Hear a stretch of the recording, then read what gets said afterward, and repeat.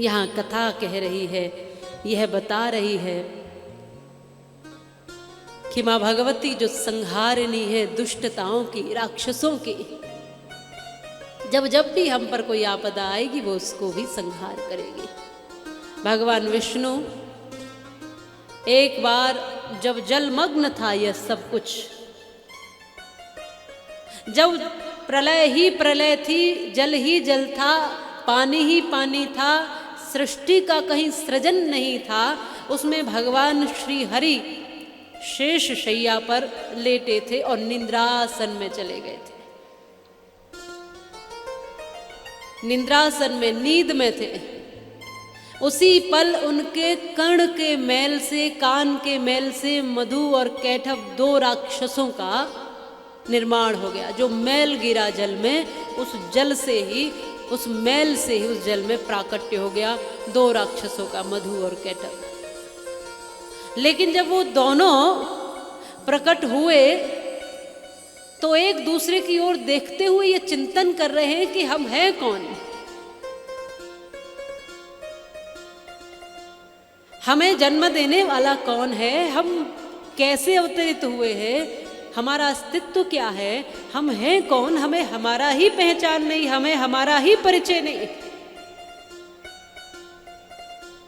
और जिन जिन को भी अपना परिचय प्राप्त करना है वो हर व्यक्ति यहाँ आ सकता है शास्त्रों की सानिध्य में। देखो, कथा कोई मनोरंजन नहीं है, कथा बहुत सूक्ष्म विषय है। कथा मुक्ति का साधन है। जिनको मुक्त होना है वो कथा में आए, जिनको कल्याण चाहिए वो कथा में आए, जिनको सब तापों से, सब कष्टों से पार जाना है वो कथा में आए, और जिनको अपने स्वरूप का बोध पाना है वो कथा में आए।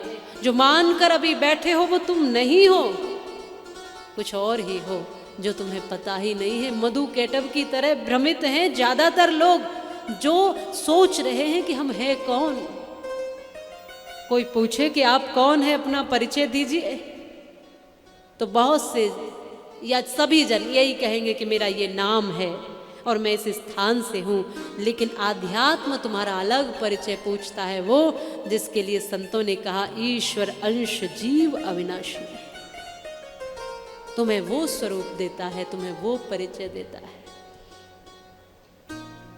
बार बार समझने का प्रयास कर रहे हैं दोनों राक्षस, लेकिन उन्हें अपना बोध नहीं हो पा रहा। एक दूसरे की ओर देख रहे हैं, तुम कौन हो, मैं कौन हूं। मधु कैटभ दोनों अलग अलग एक दूसरे से पूछ रहे हैं, पर पता किसी को नहीं। संसार में यही हो रहा है कि सब अपना अपना परिचय दूसरों से पूछ रहे हैं, और जिनसे पूछ रहे हैं परिचय उनको भी नहीं पता। समस्या बस यही। इसलिए हम दौड़ दौड़ कर, भाग भाग कर कहीं न कहीं जाते हैं, प्रणाम करते हैं, माथा टेकते हैं, पूछते हैं बताओ तो हम कौन हैं, कहाँ से आए, कहाँ जाना है, इस दुनिया में क्यों आए, ये दुनिया क्यों बनी है, ये दुनिया किसने बनाई है। तमाम प्रश्न हमारे मन में कभी न कभी उठते हैं। और यही प्रश्न शौनकादि ऋषियों ने सूत जी महाराज से करे थे, तो उनके साथ साथ 85,000 ऋषियों को इसका समाधान मिल गया था। प्रथम दिन में ये जानना, पहला दिन आपको आपके लिए, जैसे मैं कई बार कहा करती हूँ, जाना तूने जगत जननी भाई और बहन को जाना, आना जाना जाना तूने खाना पीना जाना है, अकर जाना मुकर जाना, लड़ना झगड़ना जाना, कुटुंब कबीला सभी धीरे धीरे जाना है, सब कुछ जाना तूने कुछ भी न जाना, क्योंकि उसी को न जाना जिसके पास तुझे जाना है, उसी को न जाना जिसके पास तुझे जाना है। यही जानने यहाँ बैठे हो, मैं कौन हूँ और मेरा कौन है, मेरा स्वरूप क्या है। मेरा स्वरूप ये नहीं है जो मैं थोड़ी थोड़ी बातों पर दुखी होता हूँ। मैं अजर अमर अविनाशी शुद्ध बुद्ध मुक्त जीवात्मा हूँ, जो भगवान की शरणागति की ओर निरंतर बढ़ रहा हूँ। थोड़ा सा धन, थोड़ा सा यश, थोड़ा सा नाम, थोड़ी सी कीर्ति मिल जाए, बस इतना ही लक्ष्य नहीं होना चाहिए। लक्ष्य उससे कहीं ऊपर है। जो सब धनवानों से भी ऊंचा है वो मिल जाए, जो सब ऐश्वर्यों से भी बड़ा है वो मिल जाए, जो सबकी कीर्तियों से भी उसकी ऊंची कीर्ति है बस वो प्राप्त हो जाए।